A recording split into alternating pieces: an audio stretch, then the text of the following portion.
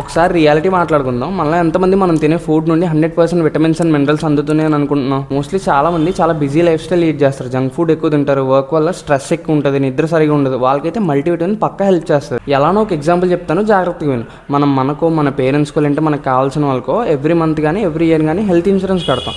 ఎందుకు కడతాం? ఏదైనా ఎమర్జెన్సీ సిచ్యువేషన్లో డబ్బులకి ఇబ్బంది అవ్వకూడదనే ఉద్దేశంతో కడతాం. సేమ్ అలానే మల్టీవిటమిన్ వల్ల నాకు ఏదో ఒరిగిపోద్ది, ఏదో వచ్చేస్తుంది అనేది పక్కన పెడితే ఇట్ విల్ మేక్ ష్యూర్ నీ హెల్త్కి ఏం కాకుండా ప్రొటెక్ట్ చేస్తుంది. ఏదో నా డైట్ అంతా బాగానే ఉంది, ప్రతి మైక్రోన్ మ్యాక్రో న్యూట్రియంట్ కూడా అందుతున్నాయి అనుకుంటే వెళ్ళండి, గుడ్, నో ప్రాబ్లం. అసలు మల్టీవిటమిన్ అనేది చాలా బేసిక్ సప్లిమెంట్, ఎవరైనా వాడచ్చు. అసలు జిమ్కి వెళ్ళే వాళ్ళే వాడాలి అనేం లేదు. సరే బాగానే ఉంది, నేను కూడా వాడదాం అనుకుంటే కనుక ఏదో ఒక మీల్తో తీసుకుంటే మంచిది.